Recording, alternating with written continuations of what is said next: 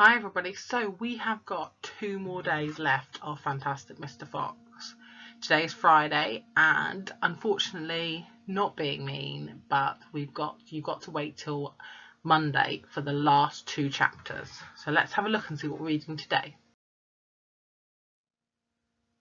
Here's the list of chapters, here's the contents page, and we are going to read this chapter, chapter 16, called The Woman. Like I said, on Monday we're going to read the last 2 chapters, which is 17 and 18. So we have got 2 more days left. So let's get started with this chapter. This chapter is called The Woman. Now, it doesn't tell us much about the chapter. I would assume we were going to meet a new character, but there wasn't any other characters on that first sheet. So I'm really puzzled. I'm not sure. So let's see what this chapter is going to be about. The woman. "Quick," said Mr. Fox, "hide." He and Badger and the smallest fox jumped on the shelf and crouched behind the big row of cider jars. Peering around the jars, they saw the huge woman coming down in the cellar. At the foot of the steps, the woman paused. She looked right and she looked left. Then she turned and headed straight for the place where Mr. Fox and Badger and the smallest fox were hiding. She stopped right in front of them. The only thing between her and them was a row of cider jars. She was so close, Mr. Fox could hear the sound of her breathing. Peeping through the cracks between the 2 bottles, he noticed that she was carrying a big rolling pin in one hand. So if you have a look at this woman, she looks a bit mean and scary, and she's carrying a rolling pin. So, I don't know what's going to happen. I hope the foxes and the badger, they manage to stay unseen.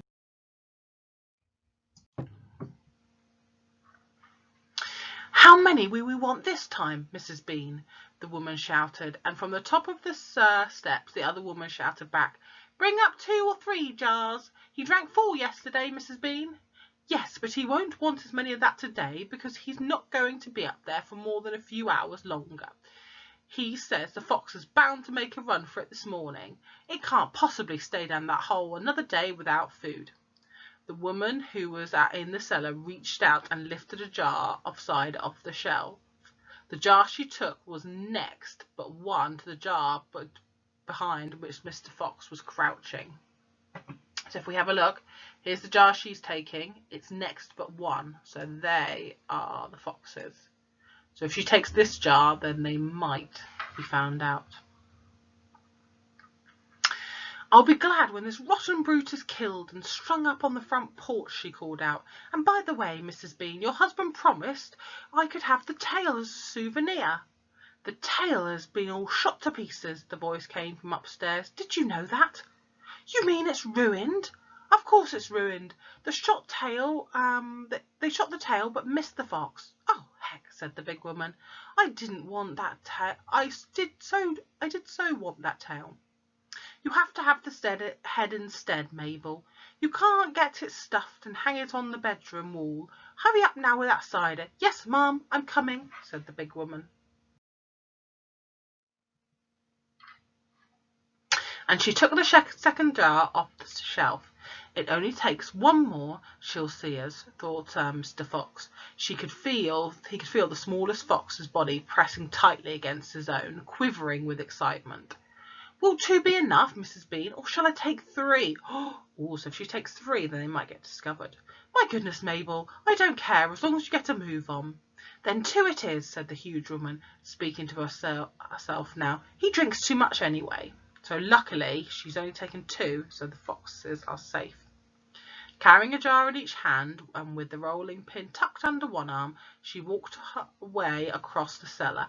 At the foot of the steps she paused and looked around, sniffing the air. "There's rats down here again, Mrs. Bean. I can smell 'em." "Then poison them," the woman. "Poison them. You know where the poison's kept." "Yes, ma'am," Mabel said. She climbed slowly out of sight up the steps. The door slammed. "Quick," said Mr. Fox. "Grab a jar each and run for it." Rat stood high on the shelf and shrieked. "What did I tell you? You nearly got nabbed, didn't you? You nearly gave the game away. You keep out of here from now on. I don't want you around. This is my place." "You," said Mr. Fox. "You were going to be poisoned." Poppycock, said the rat. I sit up here and watch them putting the stuff down. She'll never get me. Mr. Fox and Badger and the smallest fox ran across the cellar, clutching a gallon jar each. Goodbye, Rat, they called out as they disappeared through the hole in the wall. Thanks for the lovely cider. Thieves, shrieked Rat. Robbers, bandits, burglars. So that is the end of our chapter. And luckily the foxes managed to escape, but only because she took 2 jars. If she'd taken the 3rd jar, they would have got caught. So we've got 1 more day left and we get to find out what happens at the end of the story. So my question is they've got all the food now they want. They've got the cider to drink. They're going to have their feast, but in the last chapter, will they get caught? Will they get found out? Or will the farmers win? Who do you think? Will they get caught and found out? Will the farmers win? Or will the farmers lose? So do you think Mr. Fox is going to be safe? Yes. Do you think that, you're not quite sure? Or do you think the farmers are going to win, so Mr. Fox will lose? What do you think?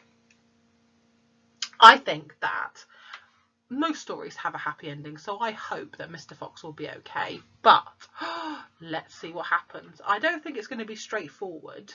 Maybe there'll be a twist and something will happen in the next chapter to make us think that all might not be okay. But I think in the last chapter it will work out.